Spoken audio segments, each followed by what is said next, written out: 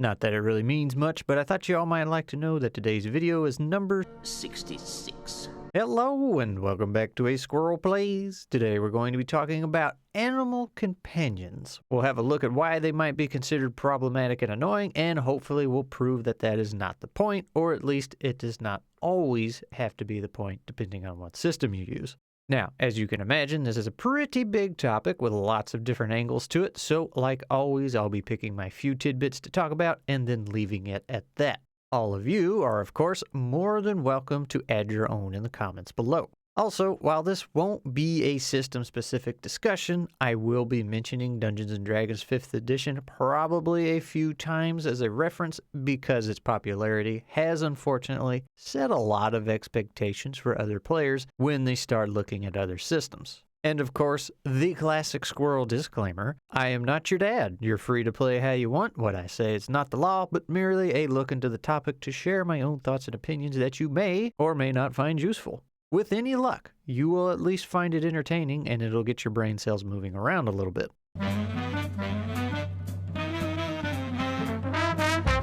Now, I should start off by saying when it comes to storytelling, I absolutely love animal companions. As a matter of fact, the stories I write tend to have the main character and animal companion duo, and that might be because that's how I've lived my own life. I'm pretty sure every day of my existence here has been accompanied by at least one close animal friend. But while they might be great companions in the real world and wonderful storytelling devices in the written world, they can cause some problems when it comes to game mechanics. As a matter of fact, if you're a Spiffing Brit fan, then you probably saw his recent Skyrim video where a significant chunk of his shenanigans hinged on an overpowered but incredibly easily accessible summon, which is a long string of words, but I feel like it falls under animal companion territory in a mechanical sense. But I will make the bold claim that TTRPGs aren't much different than video games when it comes to dealing with the struggle of companion complications. For example, when I first got roped into TTRPGs and GMing a campaign for 5th edition, I spent a lot of time on the interwebs doing some research to see what all I was getting into. I came across more than a few posts and whole dedicated articles as to why animal companions were an abomination and should just be banned from the table. There's also several videos out there about how you can make them not suck, so clearly more than a few people seem to think there is a problem with animal companions. Additionally, I would also like to bring up a 5e module that I was asked to promote a little while back, but turned it down for what should be obvious reasons around here. But since I'm going to use it as a quick example, I should at least tell you that it is called The Widow's Web by Eight-Legged Entertainment if you'd like to go learn more about it.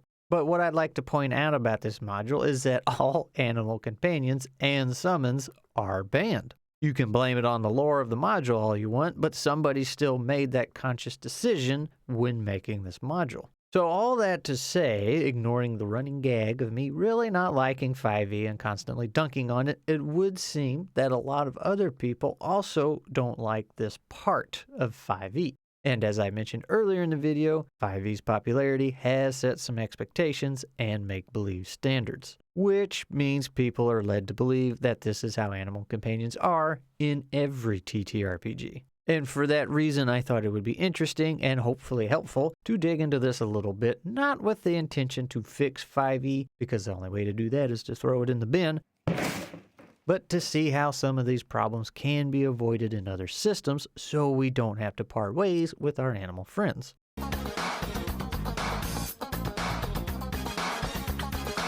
Alright, so I'll start this off with the complaint I saw more than anything, and that was action economy bloat. Also known as it somehow manages to make combat even more painfully slow than it already is. Again, if you're playing 5e, this is the case. An animal companion is a whole other character to get through in the turn order. And Lord have mercy on you if the player controlling that animal is also the player that waits till their turn to look at their character sheet to try and figure out what they can do, because now they have to do it twice. Now, I'm going to go off on a little bit of a tangent here and use the homebrew class you may or may not have heard of called the Soulbinder for 5th edition.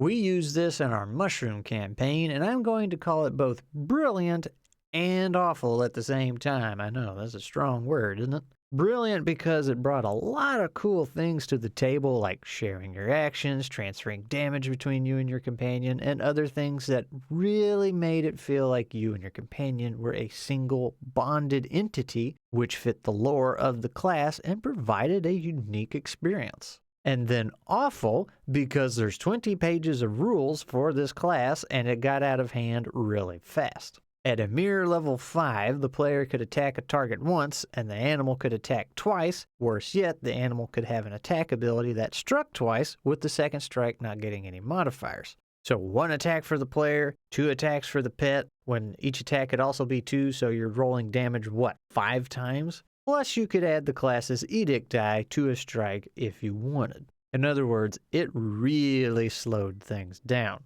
And the player using this class ended up ditching it because it was just too convoluted, too strong, and generally just slow as beans. So anyway, let's say you're playing a game that doesn't already have really slow combat. How do they handle animal companions? Well, Easy D6 is pretty fast when it comes to combat, and it brings a Beastmaster class, which gets its own animal companion. Now, the rules are pretty light as you might expect, leaving you to decide how you'd prefer to handle it. When I played, I let the animal companion have its own turn, but consume the player's karma if needed because combat was already super fast and I wasn't worried about it. It only added a couple seconds to the fight and there wasn't any fancy spell shenanigans to figure out and deal with. Your animal typically can just move and bite, that's about it. In my own little system, I made it where your companion shares your actions, and as you grow and level the skill, the companion becomes more independent and can do things on its own without consuming your actions, but still depends on your resources. And in the mushroom campaign that I mentioned earlier, the players had these tiny little glowing elemental dust balls called lascals. And when it came to combat, all they could do was ever so slightly bolster your regular attack with some elemental damage a limited number of times per day. That's it. Outside of combat, they probably could have been very useful in the dark, but it's 5th edition, so darkness doesn't really exist.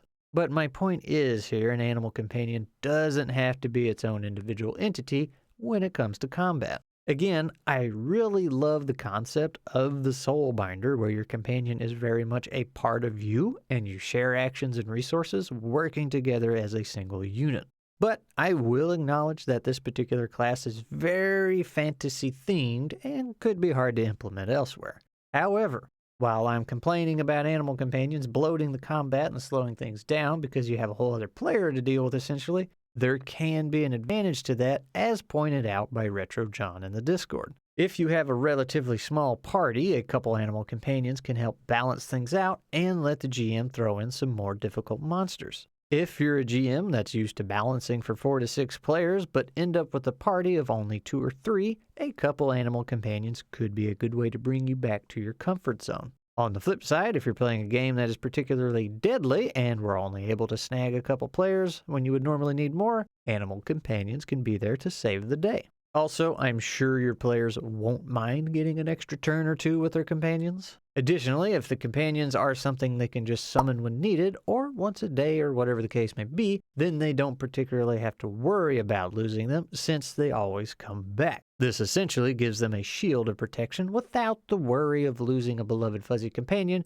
which is an issue brought up by Sovereign. Players can get attached to their animal companions. I've seen it happen. You've probably seen it happen. It's a very common thing. Even the manliest manly men have a soft spot for their dog. It's just a part of our nature, and that is probably a good thing. But at the table, it can rustle some jimmies when that animal companion meets an untimely demise. Trust me, I might not be very confident in a lot of my abilities, but when it comes to making a person cry by killing off an animal companion in a story, I got you covered. Now, it's not the system's responsibility to keep your emotions in check, that's on you, but it can provide some options that may help. Being the self-promoting tool that I am, I'll use my own system as another example. In Nuts, when your companion reaches 0 HP, they do not die. You just can't use them to do anything in combat anymore, but outside of combat, they can still be used. And I didn't do that as a way to keep people from losing their companion. It was more of a balancing mechanic because the game doesn't allow you to heal your companions with items or spells.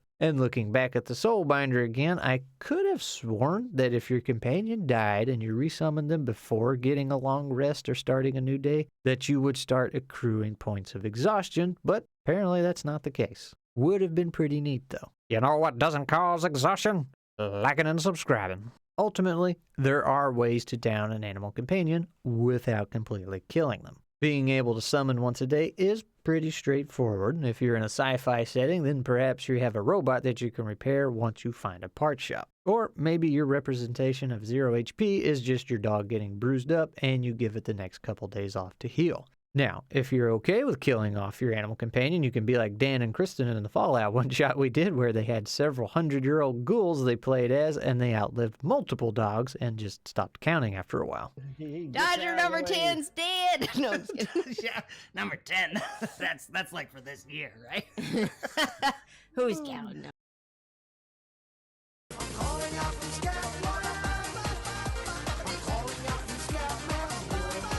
Now, slow combat is one thing, and an animal companion being able to do more damage than the player while acting as a free meat shield is another, but I think what might get me the most is animal companion intelligence and the utility that they can bring. And what do I mean by that? I mean the pet bird that can fly over the goblin camp and draft you a perfect layout. Or the canine companion that knows how to close doors and pull levers that he's never even seen before. The companions that can handle actions that should be relatively complex for them. Spoiling an animal is one of the easier things in life. Training them, on the other hand, is not. Similar to the rest of us, they have varying degrees of not only intelligence, but also cooperation and willingness to listen to instructions. I'm sure there is a system out there somewhere that addresses this, but so far, from my limited pool of experience, I haven't seen anything. As I mentioned before, an animal companion is just treated as another player, meaning it automatically has the intelligence to pull off whatever you want if it physically makes sense. And by that, I mean a lack of opposable thumbs would make certain things impossible and your fish probably can't climb trees. It wouldn't have to be anything overly complex. A simple intelligence stat to roll under would be interesting enough. Off the top of my head, I would think if you're using a d20, then your animal companion's intelligence stat should probably be in the single digits. Whenever the player wants it to perform an action that the GM considers complex for the animal, he can call for the intelligence check. You roll a d20 to try and land on the number of your intelligence stat or below. No modifiers. If you pass, your animal is smart enough to understand the order and may attempt the roll for the task ahead. If not, then they can't do it. Simple as that. Now, I do realize this adds an additional role that the player would occasionally have to do, but for a quick band-aid fix, I don't think it's too bad of a solution. If you wanted to get any more complicated than that, I feel like animal companions would need to be a fairly important part of that system and theme, else you'll be in another Soulbinder situation. Of course, the GM can just say, no, that's too complex, but that can feel a little not great sometimes. Even if you're faced with a very difficult role, you still have something a little more tangible to grasp and feel like you at least had somewhat of a chance. That said, I would encourage the use of finding utility for a companion other than extra damage and defense. Some of the players that Krieg had in his Mouse Ritter play-by-post had some sort of silk-making grub, which apparently came in handy a time or two. It couldn't do anything combat-related, but during a combat, they used its silky web juice to help repair a wall. And speaking of Krieg, let's jump back to that bird example I mentioned earlier that gives you a perfect layout of the goblin camp. Krieg and Demon Jim were conversating about simple utility examples, like a fire ferret keeping you warm, which, let's be honest, a fire ferret sounds really awesome, and the bird concept came up. He suggested that a falcon could give you a clue about what's up ahead in a hex crawl instead of just outright telling you everything. A small twig to suggest a forest, a warning cry for enemies, or maybe a fish for a water source, things of that nature. Same concept as the all-seeing bird, but you just tone it down a bit. Now, I think I'm going to wrap it up there because this video is getting to be a bit longer than I intended, which kind of sucks because I feel like I'm just getting started. As I mentioned earlier in the video, animal companions are another one of those things like classes versus skills or handling HP that can just really snowflake out into several different discussion points, which is probably what makes them interesting. But the downside of that is despite how long this video already is, I have just barely started to scratch the surface. Now, you are more than welcome to add your own 2 cents in the comments below. Problems you've had, cool things you've seen, why you love them, why you hate them. And while you're doing that, I'll do today's shout out, and that would be Rolling Stag. It may or may not be my fault he's out $40 due to a certain Transformers Humble Bundle. But here's the thing. He has just recently started making TTRPG videos. And while solo TTRPG content isn't the only thing he does seem to lean into it, which is nice to see because solo TTRPG content is kind of hard to find. That, or I'm just looking in all the wrong places. Honestly, I should do another video on it because the one I did was a lot of fun.